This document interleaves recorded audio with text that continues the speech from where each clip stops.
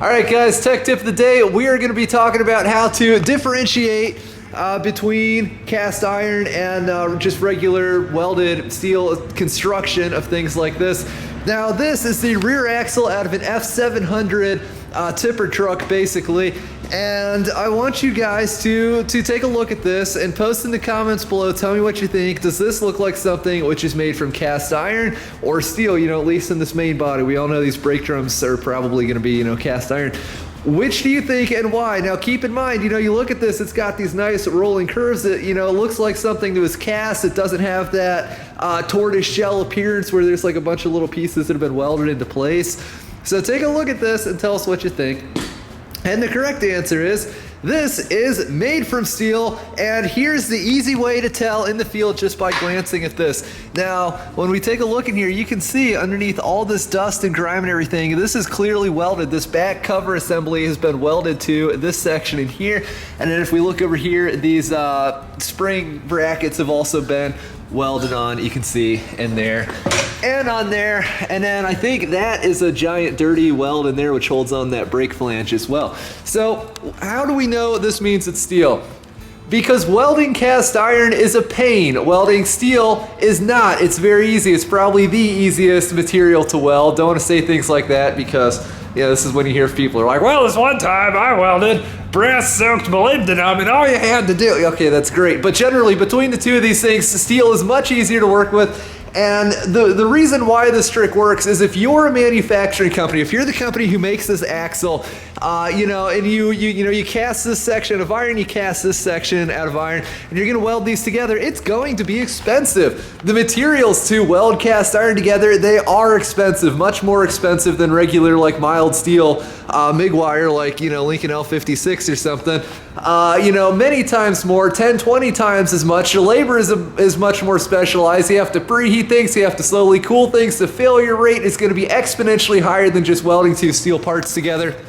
And so for that reason, pretty much any time you look at something like this, if you can see welds on the outside of it here or holding this main body together, we can safely conclude this is going to be a probably stamped steel rear axle. I would assume that somewhere was in the 1970s a massive press, and you know, some guy just put in a piece of maybe 3/16 flat material, go vroom, just like that, and then out comes this beautiful thing here. So yeah, that's that. You know, I'm sure somewhere there is a product that's been, you know, that's cast iron and it's welded at the factory. With welding, you never really want to say never because there's always, I mean, it's impossible for one person to know everything. Somewhere out there, there probably is a company that makes something brand new that's welded together cast iron, but it's not common. In fact, I've never seen it in my entire career, but it's probably out there. However, this is your quick tip of the day. You look at this, you can pretty easily conclude this is going to be made from mild steel.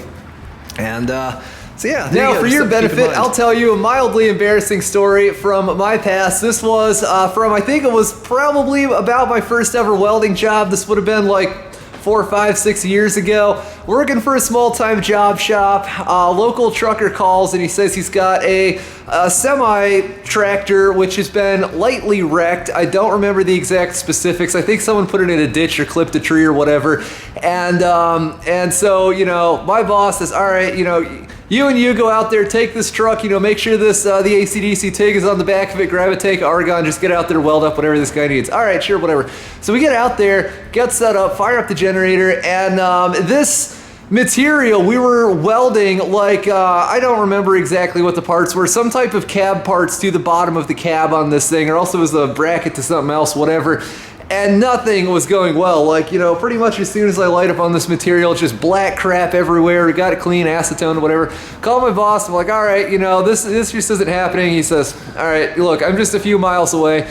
I'll just drive out there and see what's going on. So he gets there, sticks his head under the truck, and immediately says, yeah, well, that's because it's non-weldable aluminum.